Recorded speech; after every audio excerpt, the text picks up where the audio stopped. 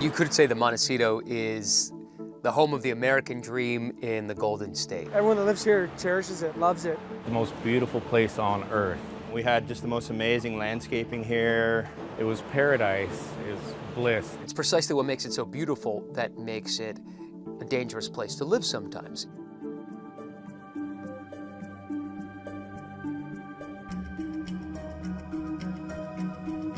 I've covered earthquakes and fires and tornadoes and hurricanes, but nothing seemed to have moved and reshaped the landscape as did these mudslides. Been on for 20 years, and I've never been a part of anything with the magnitude and size of this incident. It was this apocalyptic set of conditions. So on the one hand, you had a storm delivering a 200-year rain right on this small town of Montecito. The town itself was backed up against a mountain that had been scarred by these fires.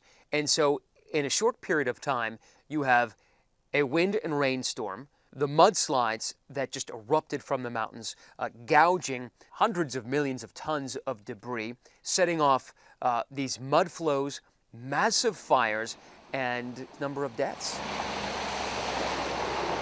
The only words I can really think of to describe what it looked like was it looked like a World War I battlefield.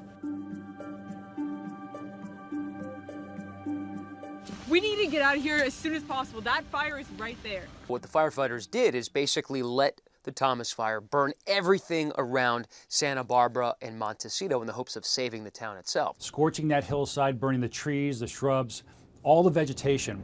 So now you have basically a naked hill that has nothing to hold all that dirt and mud in place. We'll see rainfall rates between 1/2 and 1 inch per hour. After it accumulates for a while, and that pounding pressure of the rain could cause some of these hillsides to slide. There was obviously an awareness that there was potential for mudslides. They had pre-positioned fire and rescue teams before the rain event. They had also issued mandatory evacuations and some voluntary evacuations. We should have evacuated. But there's question as to if I was even in a voluntary evacuation point because it was east of my house.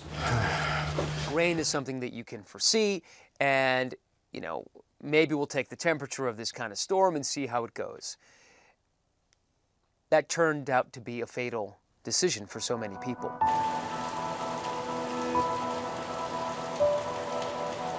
The rain basically came at the worst of times. It started about 2 to 3 a.m., and by 4 a.m., these creek beds were just filled with debris, boulders, 30-foot logs.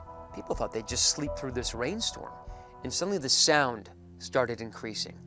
The flash flood's right there! Get out of here, go!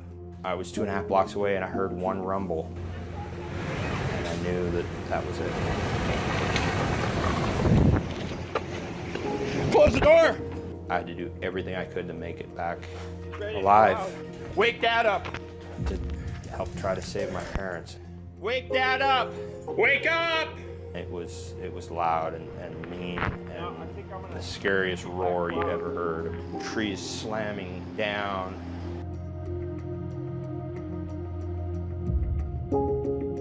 It was too late for too many families.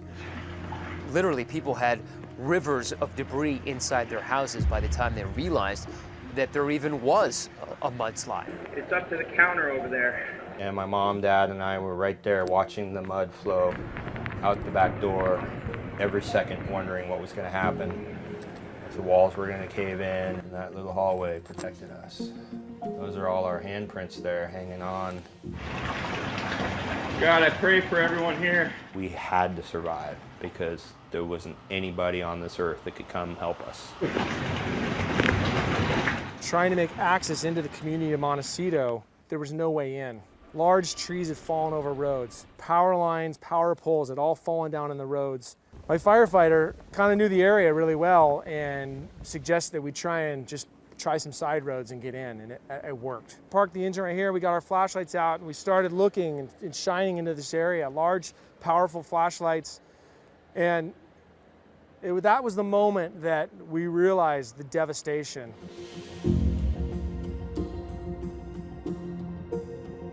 The mud just swept the homes off their foundations. In other cases, houses just became these conduits for rivers of mud and boulders. That was a car. Now this, I don't know if it's a telephone pole or a tree is lying on top of it, but there's almost nothing left of this mangled metal. Everything that could be disfigured, mangled, or crushed was. Lots of obstacles and challenges for rescue personnel to get to homes, let alone to get people out of them. For the first couple of hours, even rescue crews, until they got helicopters up, had no idea how vast the scope of this disaster was. Our priority was rescuing these people as fast as possible. We knew the more time that went by, the weaker people would be, the colder they would be, and the chance of survival was decreasing. I want you to hear that. That's a gas pipe that ruptured, and what's astonishing is that it is still going. It literally sounded like jets were taking off. We were really listening for victims and people calling for help. It was very hard to hear over the gas lines at that time. Power tools, chainsaws, buzz cutters, anything that could create a spark could also set them all on fire. So they had to basically use their hands or pickaxes just to try to get people out of the debris. It was probably about 6:30 in the morning. The sun had come up. We were doing a more thorough sweep. Someone heard a grunt. We waited and heard another kind of a grunt, almost like a gasp, like a last breath. So we started digging. We worked so hard.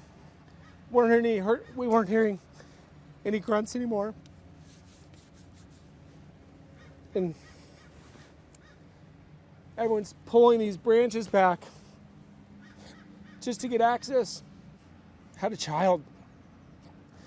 Oh God, what an exhilarating feeling. All of us used all of our strength to pull these branches off, and it took 2-3 people just to pull her out of the mud. It was like she was being birthed from the earth, completely covered in mud, limp. We weren't sure if she was alive yet, so I immediately grabbed her. I cleared her mouth, cleared her nostrils, and she gave a breath. We all needed that.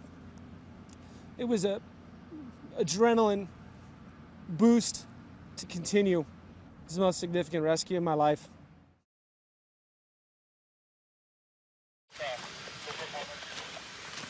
It's incredible that a human was able to survive any of that.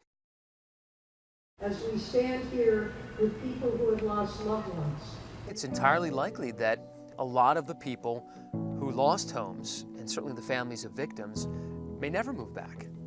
We know a lot of these people. We're all connected. We've lost people we know. This puts everything into priority in perspective. You think you have things of value, but at the end of the day, there's very little. We're all in this together, and we'll recover.